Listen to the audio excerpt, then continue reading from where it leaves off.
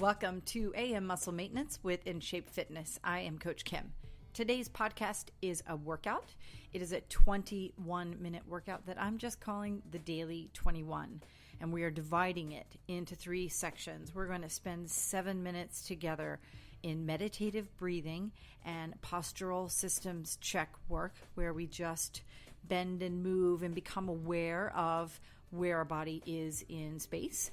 And then we're going to spend 7 minutes together in an elevated heart rate set of movements, equipment free. You don't even need shoes on your feet, but we're going to do 7 minutes of that work, cardio work. And then we're going to spend 7 minutes in strength and stretching movements. So 21 minutes in total. Let's go ahead and get started now.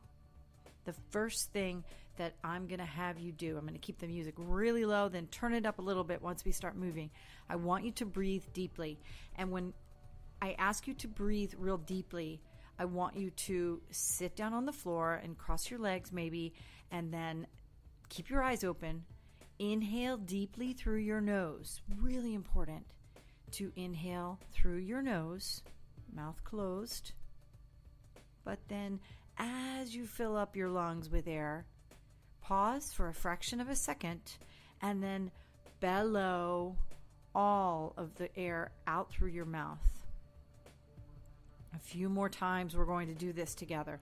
Inhale deeply through your nose. Pause.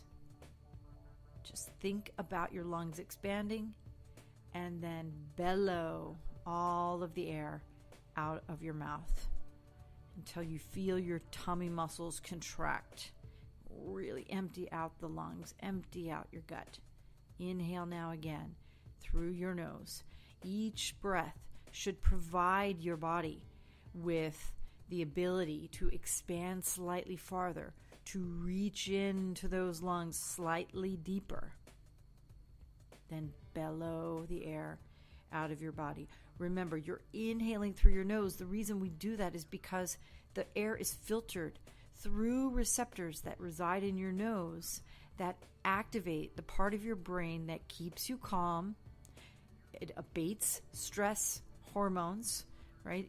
When you inhale through your mouth, you actually secrete hormones that increase your heart rate and add sort of activation to your body without your say, with automatic sort of physiological response. It's fight or flight when you inhale through your mouth. So take one more big deep breath, and then I want you to think about the weight of your head.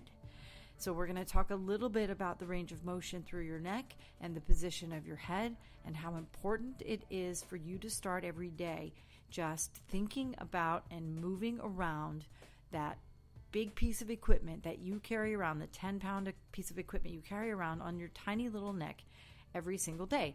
And as you're thinking about this, turn your head slightly, very slowly. You want to move slowly. Remember, you're still deeply breathing, inhaling through your nose, and you're exhaling through your mouth. And then you are turning your head all the way to the right, turning your head all the way to the left.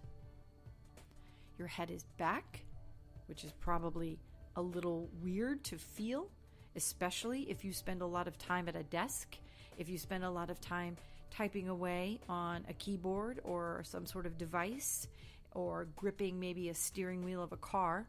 The head kind of cranes forward a little bit, and you want to get your head back. Your ears and your shoulders should be in line, and you want to make sure that you are gazing forward, and that when you turn your head, well, hopefully you can turn your head 90 degrees in either direction, so that you can, if you extended your arm out to the side, you would gaze down the length of your arm. Give that a try. Now, last thing I want you to do is to stand up and finish the meditative part. Remember, you're still breathing deeply. Smell in, take in all of that air through your nose, and then bellow the bad air out of your mouth. Remember, as human beings, we're inhaling oxygen. The bloodstream, your muscles, your vital organs, your brain, it all needs oxygen. And then when we exhale, when we bellow all of the air out of our body, that's predominantly waste in the form of carbon dioxide. So it leaves the body because we don't need it. Guess what does need it? Plants, so that's great. And then you inhale the positive, useful gas, the oxygen from the air around you, and you exhale through your mouth. Smell the roses, bellow the carbon dioxide out. All right, now think just a little bit about the rest of your joints. So if you need to do a couple of shoulder rolls, that's great. Push the shoulders back. Make sure that you keep your head lined up so that your ears and your shoulders make a straight line. Then tuck in your tailbone.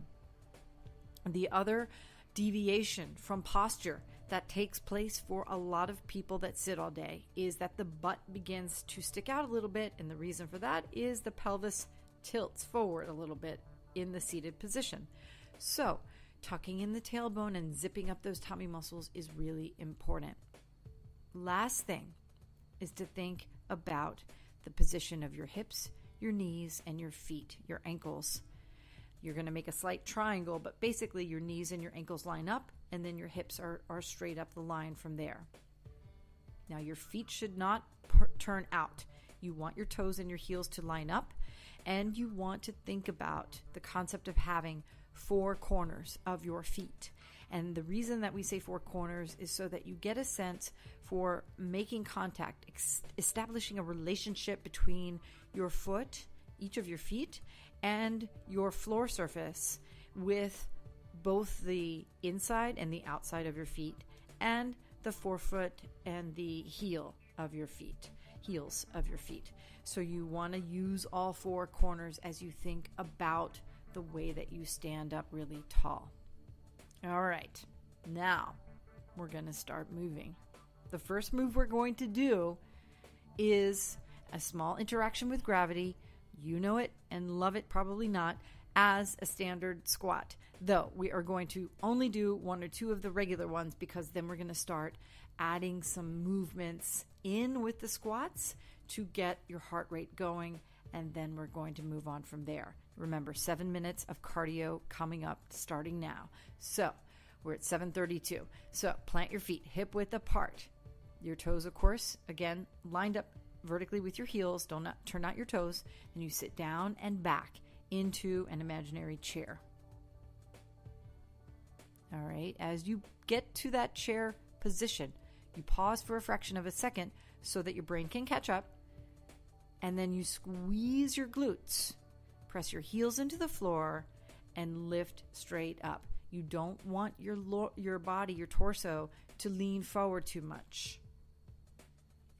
Let's make this a little bit harder by lifting your arms up over your head. So again, you lift your arms up over your head, and guess what? It's a little bit harder now because your center of gravity has changed. You're going to sit down again, back into an imaginary chair. Your knees don't go past your toes, the tips of your toes. And you sit down, you pause at that bottom point for a fraction of a second, just a second. Then you squeeze the butt cheeks and lift up straight so that your heels press into the floor a little bit. Let's do 2 more of those.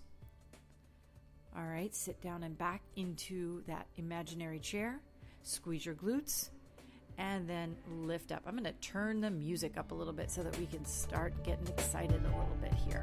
1 more with the arms up over your head, then we're going to try something different with our arms. You lower down into that chair and then stand back up. Excellent. Now let's do this. Now as you lower into the chair squat, your arms are lower, you're going to lower into the squat. As you come up, extend the left leg up to the side. It comes up off the floor, lifts up to the side, kind of like a kick, but it's really just a lift. And then lower the leg back to the floor, and in one fluid motion, go right back into another squat. Lots of interacting with gravity here, and that is a cardio booster.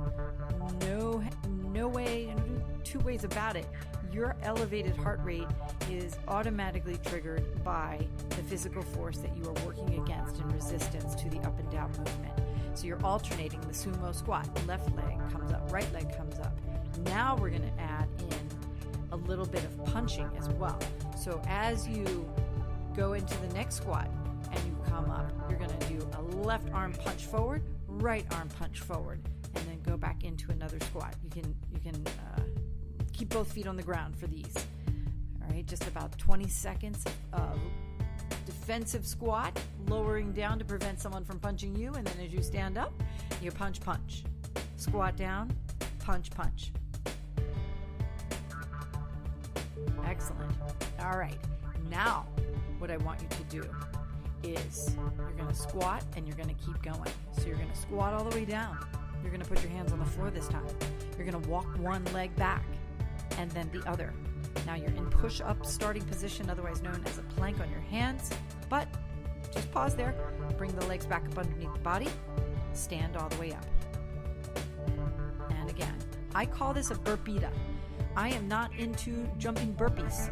We will be doing some jumping in a few minutes, but I want you to take this slowly because I want you to control, even though it's elevated, your heart rate. You do still want to inhale through your nose, exhale through your mouth. One more burpeeta. All the way down. Walk those legs back, then the other, then back to the squatted position. Stand all the way back up. Now, drop back to the floor, only this time you're going to walk your legs back into the push-up start position, then lower from the hands down to your elbows so that your elbows are on the floor, your hands are splayed and making contact with your floor. Don't make fists. And then your shoulders line up with your elbows, and now you're in a plank, a standard plank. Your 30 seconds starts right now. Remember, you want to breathe. You want to keep your butt down. You want to keep your belly button pulled in. Squeeze your butt cheeks. You're halfway through. You can do this. If you have to drop to your knees, that's okay. Just don't flop down on the floor to your belly. Keep going. 5 seconds. And now rest in child's pose. You're doing great. We're going to do some mountain climbers, and then we're going to stand up, and we're going to do some jumping before we finish. We might have time for one more plank because I really do like 1 minute in plank. So mountain climbers is another sort of boot camp style exercise that I don't really like all that much in terms of fast impact sort of movements. So if you go back up onto your hands in that starting push-up position, the one thing that you can do that keeps your heart rate elevated, because it still should be moving here, is to walk your feet in and out. So the mountain climber concept is jumping your feet. Both feet are moving at the same time, in and out, like a runner, but on the floor with your hands. So this mountain hiker, as I call them, they are a little bit less impact, but it still does the job of elevating your heart rate. I want you to keep going for another 15 seconds in this movement. And if this is not hard enough for you, go ahead and shift into a higher gear if you want to with the jumping movement. I even like doing something called mountain jumpers, where I jump both feet in at the same time. It's like that middle part of the burpee. Somehow that movement I find to be kind of fun, as well as monkey jumps, where you jump your feet up high on two hands from one side to the other. Those are kind of fun as well. Okay, I think we have time for a quick plank on the floor before we get down, or up rather, off of the floor and finish up with some bunny hops. So elevate your body into plank. One more time, your 30 seconds is going. Remember to keep your butt down. Remember to keep your belly pulled in. Remember to breathe. Don't make fists. All the little adjustments that you have to make. But as you do these more, you'll get better at them. Remember that as well. And then just keep breathing. You've got 10 seconds left. Make sure that your hips stay down. Make sure that your right hip is even with your left hip. You've got 5 seconds. 4, 3, 2, 1. Now go ahead and stand up for me. We're going to finish the cardio portion, if you will, on our feet. Bunny hopping. 30 seconds. Time starts now. You're landing real lightly on the balls of your feet. It's like you're jumping rope without a rope. And lots of people don't like to jump. But here's the deal. All of the neurons that terminate in your feet have an immediate capability where they can activate the tissues throughout your body, because because that's how fast the body is designed. Architecturally, engineer-wise, it is lightning fast. The impulse sending that connects to the various tissues in your body. Go ahead and take a couple of deep breaths here now. We are going to slow it down a little bit. I'm going to turn the music down a little bit. And we're going to do since you're on your feet still, let's start with something that I really love, which is to stand up real tall, bring your feet together. Your toes and heels should touch. You're going to squeeze your knees together. And then extend your arms up and over your body. Press your palms together above your head. Now pretend you are a puppet and that someone has a string tied to the top of your head and is pulling you, lifting you up through your spine. Keep your tailbone tucked in, your tummy muscles zipped up. And you are slowly going to drop the body down to the right and hold 15 seconds.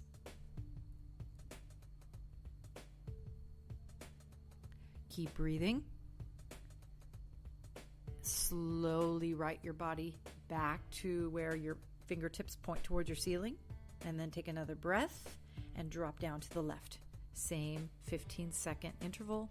It doesn't need to be far, but you will feel as you're lowering your body to your left, obviously you feel the stretch of the right side of the body. Likewise, when you drop to the right, you felt the stretch on the left side of the body. Now, right yourself completely, and I want you to do a couple of lunges with me. All right, so this will probably keep your heart rate up a little bit, but again, we are working now on functional strength. One of the key elements of functional strength in terms of the ability to do the regular things you want to do in your life is to make sure that your right leg and your left leg have somewhat of an equal ability in strength. And lunges are great at sort of ferreting out the differences between the strength of your right leg and your left leg. So when you stand up real tall now, you're going to put your hands on your hips or out to the side. You take a big step forward with your left leg so that when you bend your knees, you make two 90-degree angles. But with the front leg, the left leg in this case, your left knee should not go past the tips of your left toes. It's real important. You also want to make sure your back is real straight. And then you push back off your left foot into the standing position again, and then repeat with the right leg. Now, lunges are really easy. I'm going to give you 30 more seconds to continue doing them. If you are good at doing lunges, we can add some arm lift movement in terms of when you go into your lunge, you lift your arms over your head.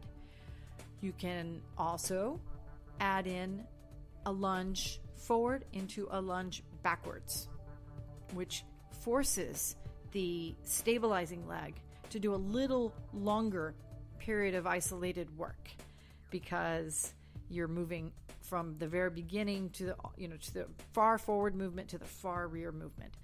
You can add a lateral lunge in. We're past the 30 seconds, so I want us to move on. But again, lunges are really amazing in terms of their functional strength building capabilities.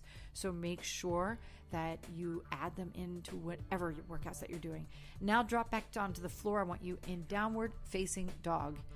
And I'm going to introduce you to the dynamic dog. And I say that I kind of like to laugh a little bit when I talk about the dynamic dog because nobody calls it that in yoga.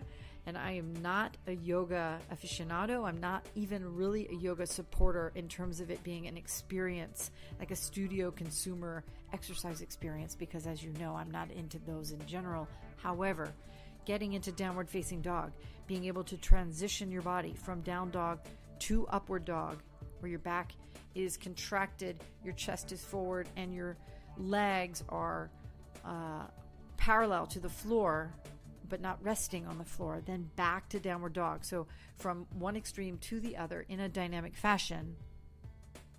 It's amazing, invigorating movement that I do every single day, 21 times. So I have a 21-minute workout today.